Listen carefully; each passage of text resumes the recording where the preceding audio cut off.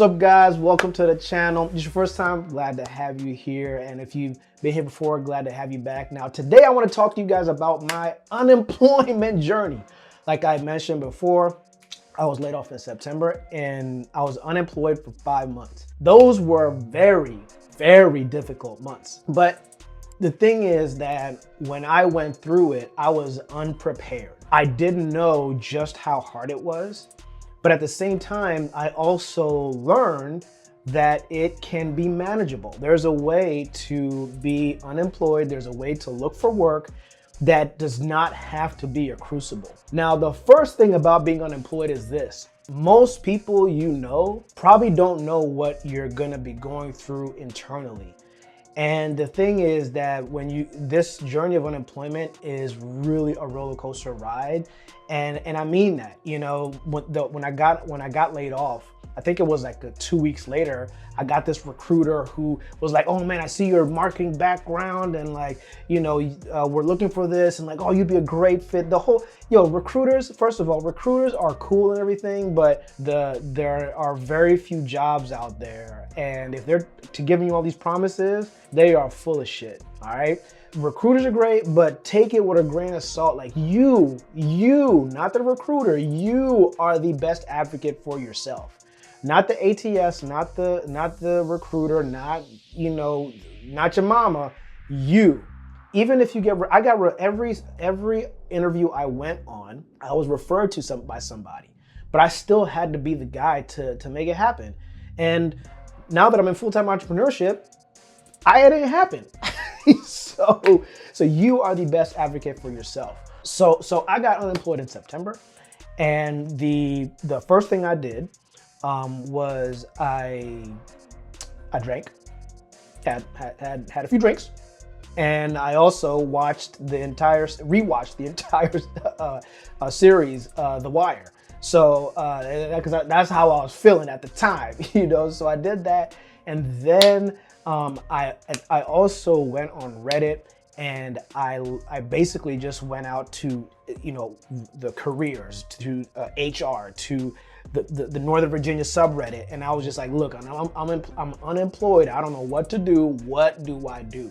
And that's when I filed for unemployment.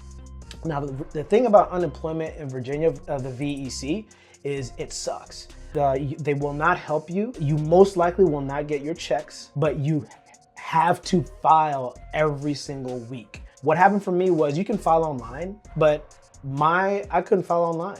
Even though I did everything I was supposed to, I could never log in. So I had to do it all by phone. And so even if you file on weekly by phone, they still have to verify you. So you have to make a lot of weekly claims before you get your first check. Do not give up on that. It doesn't take a lot to file a claim. You just have to call and apply to 2 jobs a week. And, you know, and also if you make any money, you have to declare it. So, you know, you got to do that. And it takes like what, 15, even if you don't got to do it on the phone, it's like 15 minutes max. So for 15 minutes, for a chance to get like $350 a week, that's not bad, you know? So, but at the same time, you know, you just let that 15 minutes be for unemployment. And then the rest of the time, you want to focus on making money other ways. So that's the first thing I did, was I filed for unemployment. So the next thing that I should have done, that I did months later, is I revamped and optimized my LinkedIn profile. This right here is the key, because here's the thing, people. When I was in real estate, my thing was, what's the first thing that shows up if somebody Googles your name?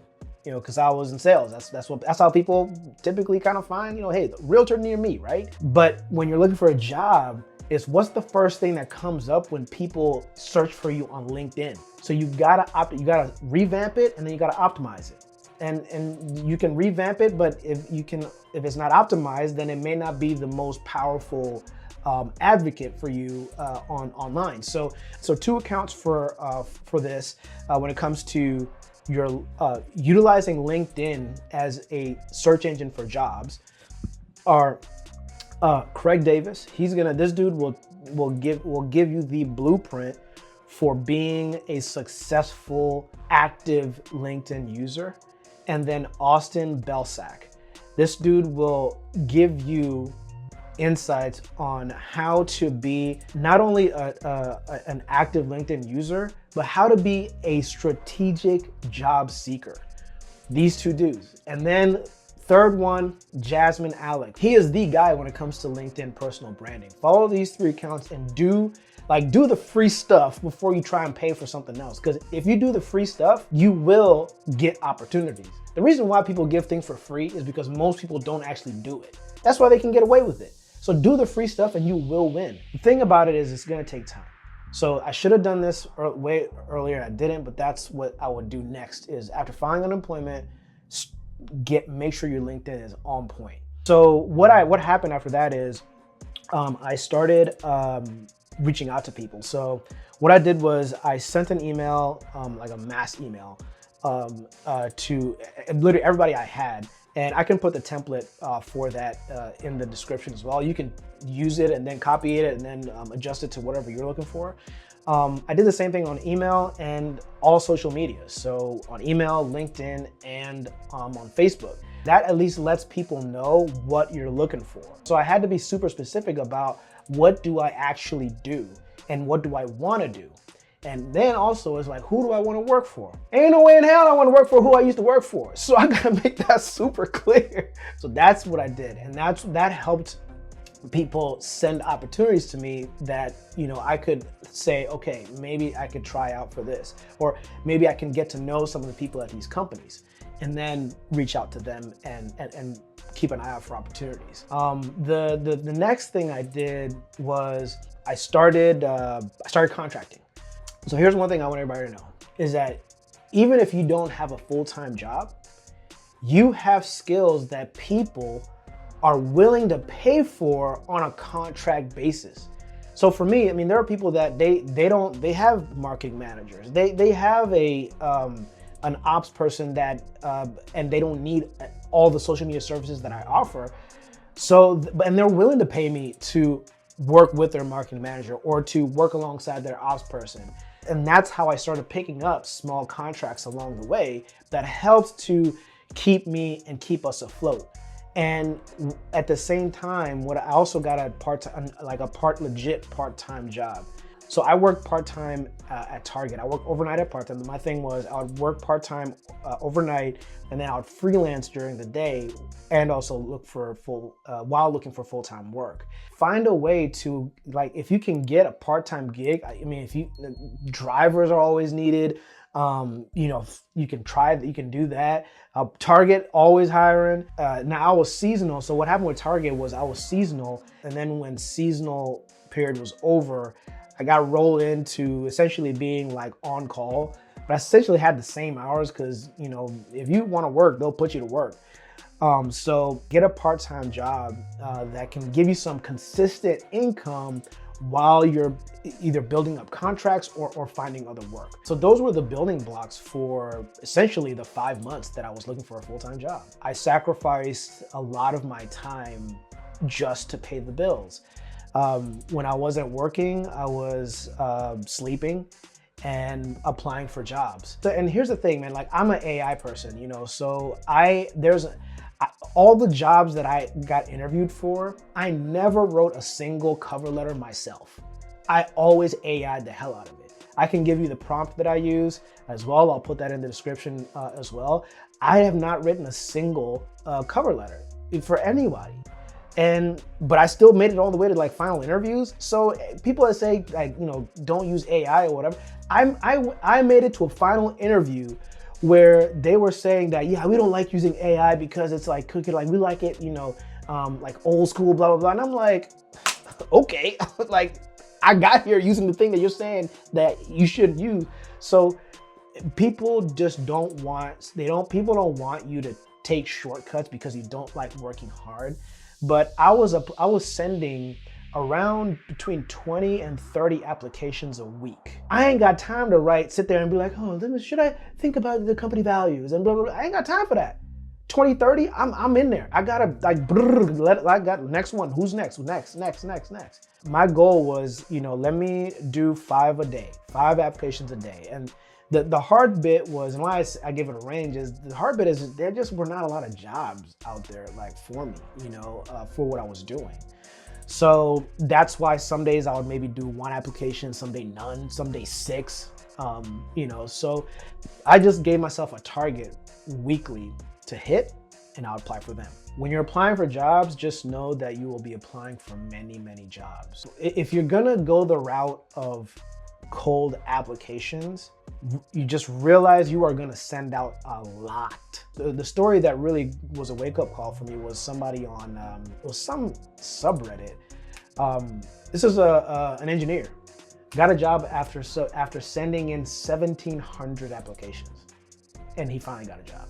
So I'm not saying it's gonna take 1,700, but you gotta be a sales-minded person for this, right? You have to look at this as sales. You have a lot of leads and few closings. That's how it works. So if you wanna give yourself a lot of opportunities, you have got to fill out a lot of applications. And this is if you're going the cold application route. Now the flip side is the relationship building route. Now this is where those 2 guys I mentioned, this is where they come in really handy because they tell you how to build relationships strategically. This is where you gotta, get the LinkedIn premium, and make sure you know who's looking at your profile. Those are people that, if they're looking at your profile, they're interested in you in some way. So you reach out to them, DM them, start conversations, do the informational interviews, do the discovery calls, have a follow-up system. Whether it's on Excel, whether it's I think it's Teal is what I used. Just for tracking the application stage that different applications were in. Whatever you do, you just have to do a lot of activity.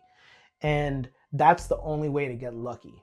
Sometimes you'll get, sometimes it'll be like, this worked out. Like I ended up getting, this thing in 30 days or in 60 days or in 3 months or in a week or whatever it is. That's not gonna happen if you don't raise your activity to a super high level. And by activity, I mean this. Put it in your mind to talk to as many people as humanly possible a day about what you do, about what you want to do, about the kind of person that you are. Talk to people every single day because you never know who's listening. Even if they can't get you where you want to go, they know somebody that could potentially help you. It's not gonna all be handed to you on a silver platter. And if it is, that luck is only gonna come by you being on the path. So for me, how did I get out of unemployment? Well, I ended up getting a full-time contract that sucked. It didn't work out for me. I was the wrong fit for that role. So, and that's how I ended up, but I got out of unemployment by getting a full-time contract. And that came about through word of mouth. I didn't apply for that. That came about from, my employer ended up meeting my mom out and about somewhere and then called me.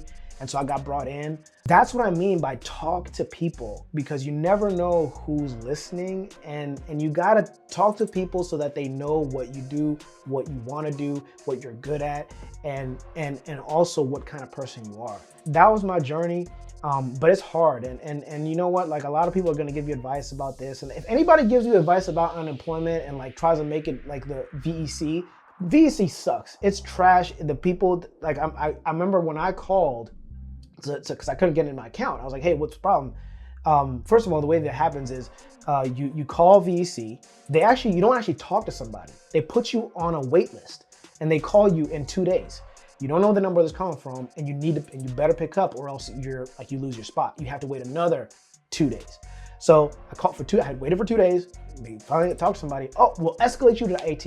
Obviously, nothing happened after that. So a week goes by. I call again. Hey, escalate to IT. Do you know what they said to me? They said you're not gonna escalate to nothing. There's no IT. You're just gonna you just call, and I wish you the best of luck. That's literally what she told me. So VC is trash.